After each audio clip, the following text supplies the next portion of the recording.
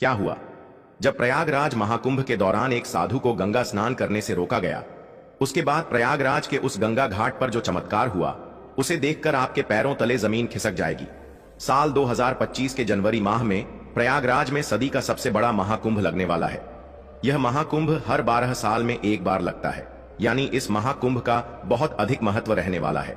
गंगा में स्नान करने का बहुत महत्व रहता है।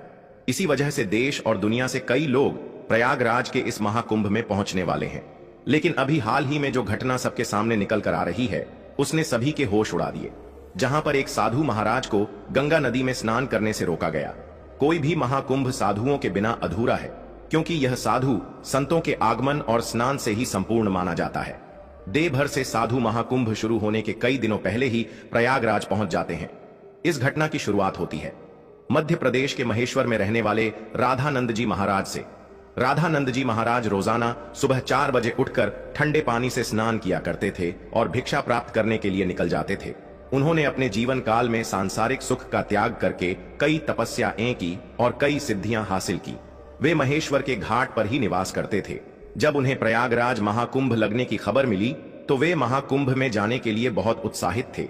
वे तकरीबन 1 माह पूर्व महाकुंभ में पहुंचना चाहते थे, क्योंकि वे वहीं पर 2 से 3 महीने बिताना चाहते थे।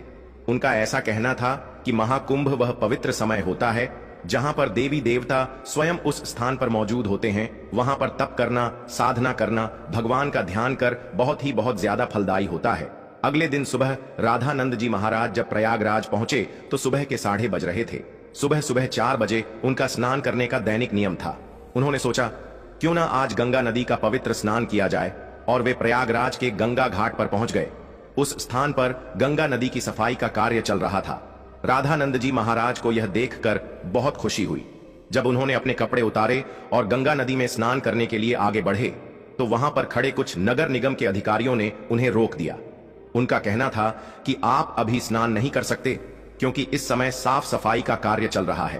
प्रयागराज में रोजाना रात्रि के समय गंगा नदी की साफ सफाई का कार्य किया जाता है, ताकि दिन और शाम के समय यात्रियों को इस कारण कोई मुश्किलें ना हो। राधानंद जी महाराज काफी धैर्यवान थे। उन्होंने सफाई अधिकारियों को समझाया कि बात बहुत अच्छी है, लेकिन नित्य मेरा 4 बजे नहाने का नियम है, और आज अगर मैं प्रयागराज पहुंचा हूं तो मैं गंगा नदी में ही स्नान करूंगा, और मेरे एक अकेले के नहाने से ना तो तुम्हारी व्यवस्था बिगड़ेगी और ना ही मुझे कोई समस्या होगी। लेकिन वह अधिकारी अचानक से गुस्सा हो गया और उन साधु महाराज से कहने लगा कि आपको इसी समय क्यों नहाना है? अभी पूरा दिन पड़ा हुआ है। क्या यहां पर तुम्हें कोई इंसान नहाता हुआ दिख रहा है? क्या तुम्हारे अंदर इतनी शक्ति है कि तुम सुबह 4 बजे इतने ठंडे पानी से स्नान